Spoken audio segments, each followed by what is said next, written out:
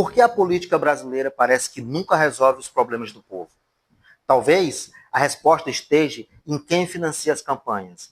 É como diz o velho deitado: quem paga a banda é que escolhe a música que toca. A mídia hegemônica, podre e vendida, que está alinhada aos empresários e ao mercado financeiro, parece que já decidiram que Flávio Bolsonaro é o nome ideal para defender os interesses deles, não os seus. O motivo é que esse elemento, que é apelidado de senador, adota uma postura de vale-tudo liberal, onde a venda da Petrobras e de ativos estratégicos é vista como algo positivo. Positivo para quem, cara pálida? Para os acionistas em Nova York ou para o brasileiro comum? Nesse vídeo, eu vou te mostrar como essa captura das instituições pelo poder econômico destrói a nossa democracia e o perigo de nos tornarmos reféns do mercado. Quer entender de verdade o que está em jogo nas próximas eleições daqui a menos de 7 meses? Flávio Bolsonaro daria até o rabo para o Trump se ele pedisse. Assiste esse vídeo aqui que eu te conto tudo. Roda a vinheta.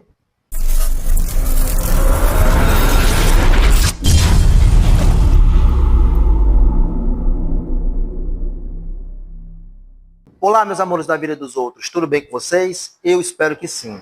Eu sou o Reinaldo Manfredini, eu sou apresentador, eu sou o escritor, eu sou o roteirista, eu sou o editor desse canal, eu sou aquele que irrita você, bolsonarista, que não tem mais argumento e vem tacar hate aqui nos comentários.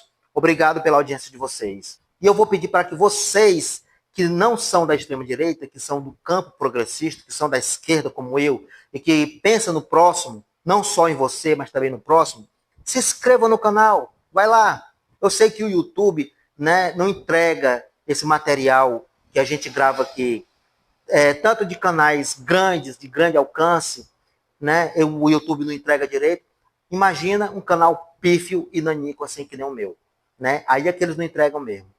Por isso, depende de vocês. Deixem um like, se inscrevam no canal, ativa o sininho de notificações. E se você quiser e puder, também deixa aqui uma ajudinha aqui, que eu vou deixar um QR Code aqui, né, com o meu Pix, para que você, né, possam dar uma força aqui para o canal, ok? Estou precisando de comprar aqui um novo tripé e uma ring light, que a minha quebrou. Se vocês puderem dar uma forcinha aí, né, agradeço muito mesmo de coração, ok? Mas só se vocês puderem e quiser, tudo bem? Então, dito isso, vamos para o vídeo. A pré-candidatura de Flávio Bolsonaro à presidência foi consolidada entre o final de 2025 e o início de 2026, com o apoio formal de seu pai, que está preso no presídio da Papuda, lá em Brasília. Ou seja, o Flávio Bolsonaro é um candidato escolhido de dentro da cadeia. Será que presta mesmo? As pesquisas mais recentes indicam que ele é o nome mais forte da extrema-direita para enfrentar o atual governo, aparecendo até empatado com Lula em algumas pesquisas de intenções de voto em um cenário de segundo turno. A estratégia de campanha foca no legado Bolsonaro, mas tenta adotar um tom mais diplomático para atrair o eleitorado moderado. Depois disso, depois de eleito, ele vai fazer com que o que o Collor de Mello fez pareça coisa de menino velho amarelo velho de buchão. Agora, se você é mais jovem e não sabe quem foi e o que fez o Collor de Mello, dá uma pesquisada lá, para de estar olhando merda na internet. Valeu? Pesquisa. Fala-se muito sobre a agenda econômica e social e há um debate técnico e político real sobre para onde as propostas de campanha de Flávio Bolsonaro têm sinalizado. Por exemplo, vocês conseguem imaginar para onde tem sinalizado as propostas de campanha dele? Se você disse aposentadorias e salário mínimo, acertou, miserável. A equipe econômica ligada ao senador, coordenada por figuras como Rogério Marinho, por exemplo, tem discutido uma nova reforma da Previdência. Ou seja, vem merda por aí. Entre os pontos polêmicos está a desvinculação de benefícios da inflação passada ou a alteração da regra de reajuste automático do salário mínimo. O risco apontado por especialistas é a perda do poder de compra real dos aposentados ao longo do tempo. Ou seja, o que ele quer de fato é aumentar 5 ou 10 reais no salário que já é mínimo, enquanto que os aposentados não aumentaria rigorosamente nada. E falando em benefícios, vamos falar de Bolsa Família. Embora a retórica de campanha prometa manter o Bolsa Família, buscando evitar a perda dos votos nas classes C e D, nossa, falando assim parece até coisa, né, chique, as classes C e D, para não perder o voto do pobre, isso sim. Há uma forte ênfase em rampas de saída e cortes de gastos para o que chamam de austeridade fiscal. Críticos argumentam que isso pode resultar em critérios de elegibilidade mais rígidos para a concessão do benefício, tão importante para muitas famílias, reduzindo então o alcance dos programas. Ou seja, se a gente vê má vontade dos atendentes dos CRAs espalhados Brasil afora hoje, para atender a população mais vulnerável e menos letrada, né? Eu estou falando daquela senhorinha que vem lá do interior buscar os seus direitos, né? E que muitas vezes é destratada por funcionários dos CRAS porque não entendeu muito bem as explicações que eles passam. Agora, imagina se esse verme vira presidente. Sem mencionar que ele quer e pode sim acabar com o BPC Loas e outros benefícios previdenciários a curto e médio prazo. Duvida disso? Vai vendo. E o Eduardo Bolsonaro, vulgo Dudu Bananinha? Onde é que esse verme entra? A atuação de Eduardo Bolsonaro nos Estados Unidos é um ponto central de tensão. Ele tem buscado abertamente junto ao governo americano, especialmente após o retorno de Donald Trump ao poder, que é um Trump mais desinibido do que da primeira vez que ele foi presidente dos Estados Unidos. A aplicação de sanções contra autoridades brasileiras, alegando perseguição política no Brasil. Vê se pode. Vale lembrar que o Bananinha foi para lá porque quis. Ele abandonou o mandato de deputado e o cargo que ele tinha na PF como escrivão e sequer estava sendo investigado de alguma coisa naquela época. Vê se um cara desse não é burro. Apesar de que ele é um traidor golpista, né, desde muito antes de ele morar de vez lá nos Estados Unidos.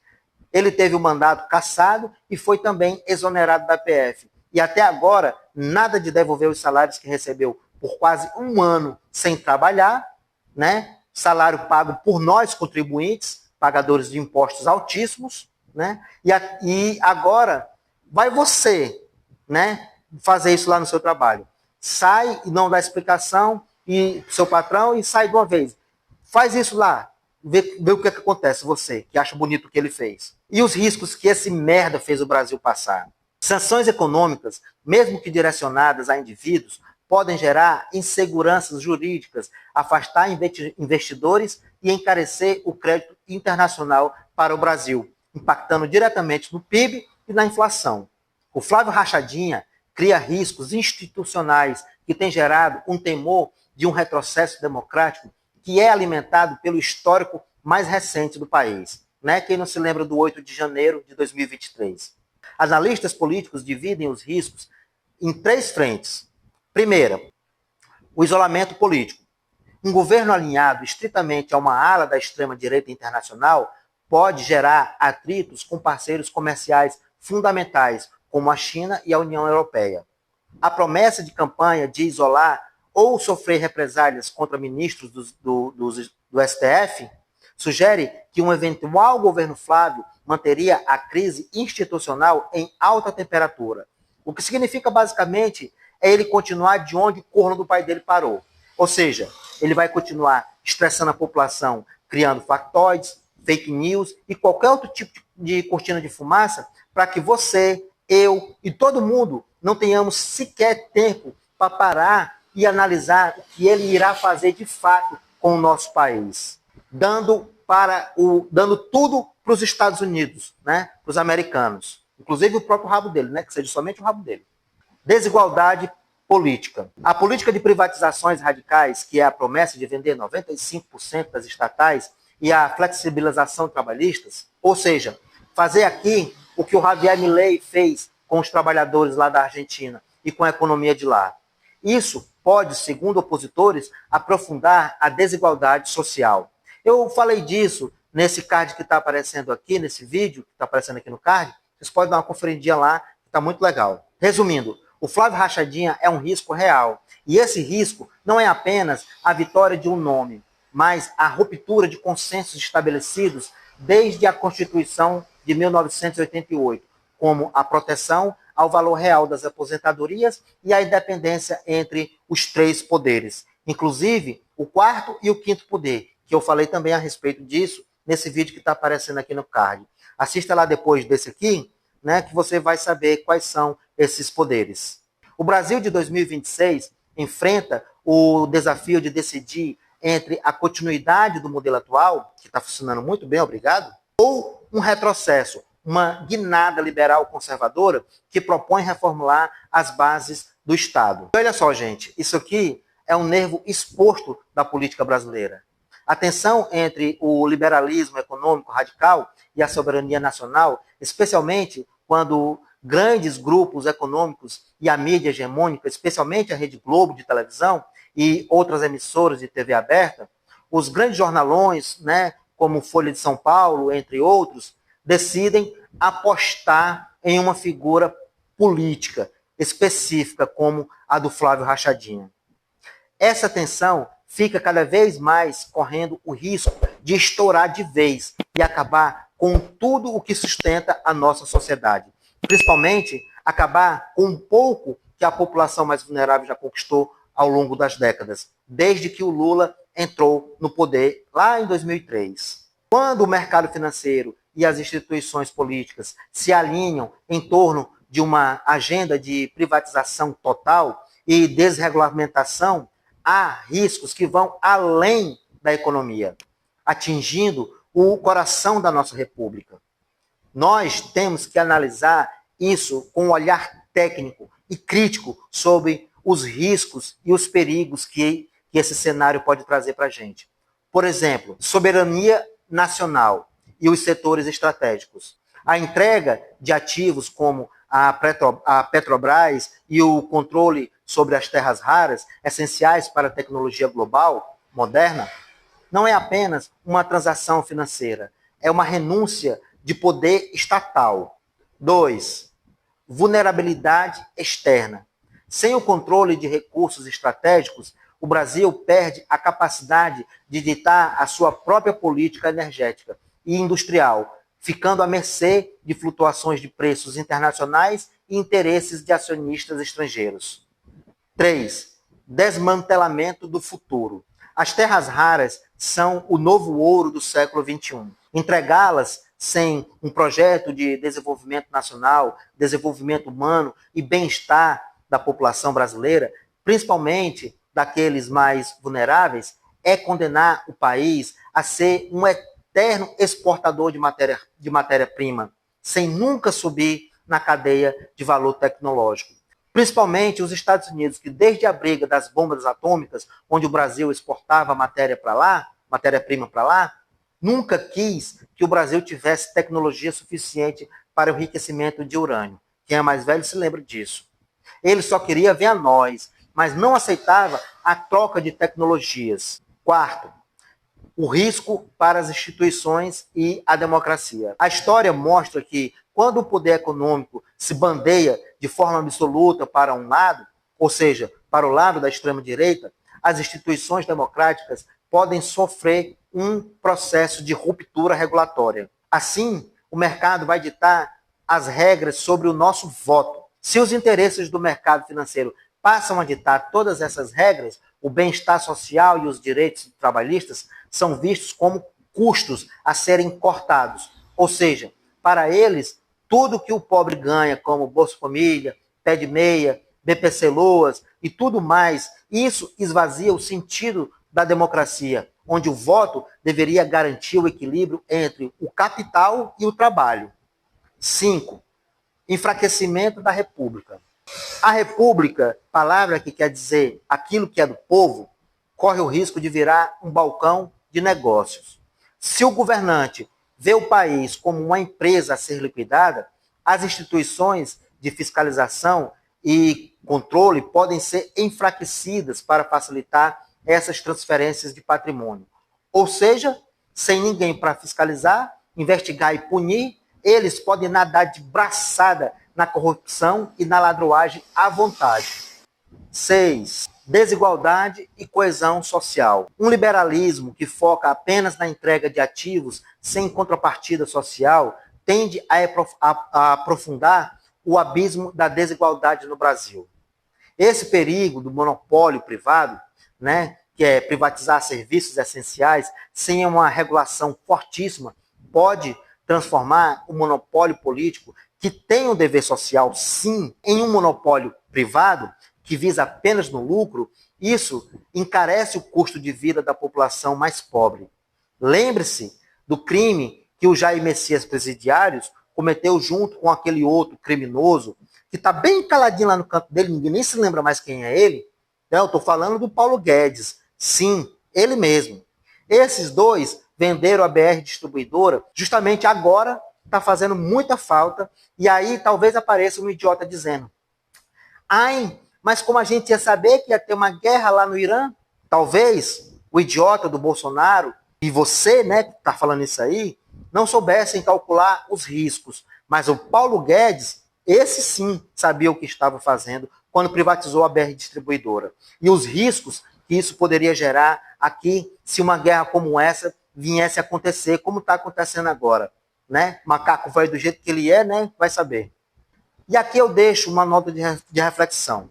O equilíbrio da república, de uma república saudável, reside na capacidade do Estado de ser um indutor de crescimento, protegendo o que é estratégico, enquanto permite que o mercado opere de forma produtiva, não apenas extrativa. E para você entender bem o perigo, né, de uma entrega total de recursos estratégicos ao mercado financeiro, é fundamental observar como as grandes potências globais, as mesmas que o mercado financeiro muitas vezes usa como modelo, como eles tratam as suas próprias riquezas. Enquanto o discurso de liberalismo geral são incentivados em países periféricos, as nações desenvolvidas seguem um caminho oposto, o da segurança econômica e do protecionismo. Os Estados Unidos, desde sempre, em sua história, têm essa postura de invadir e subtrair as riquezas de países vulneráveis belicamente e economicamente, porque sabe que não haverá uma resistência contra o seu arsenal. Se bem que ele agora está se fudendo lá no Irã, né? Vai saber, né? E aqui eu te pergunto também, o Brasil realmente pode contra os Estados Unidos? Isso é claro que não, né? E aí eu te pergunto de novo, imagina se aqui entra um presidente que daria até o rabo para o Trump se ele pedisse, e uma imensa parcela da população que é doida para lamber as suas botas se o vissem de perto. Do jeito que aquele Cheetos nuclear é vaidoso, ele iria se esbaldar, né, de tanto lambisaco que ele ia ter aqui. Os riscos para a República e as instituições são enormes quando o Estado abre mão de seus instrumentos de poder, empresas estatais e recursos naturais. As consequências para a democracia são profundas. O Estado pode ser capturado pelo mercado e as instituições deixariam de servir ao cidadão para servir aos interesses dos acionistas. Se a Petrobras, por exemplo, foca apenas no lucro máximo para o mercado financeiro, o preço do combustível ignora a realidade social do brasileiro, gerando inflação e instabilidade. Mais uma vez, né, olha aqui a falta que a BR Distribuidora está fazendo hoje. Então, que serventia teria o voto? Se todas as decisões estratégicas já foram entregues ao mercado, o que sobra para o povo decidir nas urnas? A política torna-se apenas uma gestão de migalhas, pois as grandes alavancas de desenvolvimento foram privatizadas. Vulnerabilidade geopolítica. No cenário, né, deste ano de 2026, com a disputa intensa entre os Estados Unidos e a China por minerais críticos, que, aliás, o Brasil tem a segunda maior reserva do mundo de terras raras, se torna um tabuleiro em vez de um jogador. Sem empresas estatais fortes, o país perde o poder de negociar em pé de igualdade. Conceito de segurança econômica. Países desenvolvidos tratam a sua economia como uma extensão da defesa nacional. Eles entendem que um país sem controle sobre a sua energia e seus minerais é um país que pode ser desligado por interesses externos a qualquer momento. Um governo que ignora isso em nome de um liberalismo abstrato, para não dizer criminoso, está, na prática, desarmando o país para um futuro. E o futuro esse, que são os dos que ainda vêm depois da gente. São os nossos filhos e os filhos de nossos filhos. É isso que você quer? Por isso, politizem mais. Não estou falando aqui para vocês ser aquela pessoa chata que tudo que fala é sobre política, né, querendo ser o dono da verdade. Não é isso, tá? Eu só estou dizendo, sempre que você ouvir alguém, né, que diz que político nenhum presta, que o Brasil nunca vai para frente, diga para essa pessoa que é justamente por pensar assim que realmente o Brasil não vai para frente. E que é esse pensamento que eles querem que tenhamos. Hoje, a crise só existe na cabeça das pessoas rancorosas e frustradas com a própria vida e não vê a realidade que salta aos olhos. O Brasil nunca esteve tão bem como agora, em décadas. Só não vê quem não quer. Ou melhor dizendo, só não vê quem é boçal. Quem é bolsonarista. Pensa nisso. Bom, meus amores da vida dos outros, esse foi o vídeo de hoje. Agradeço a cada um de vocês que ficou até aqui pela paciência que vocês, né, pela paciência que vocês tiveram. Vocês são realmente incríveis. Gratidão mesmo.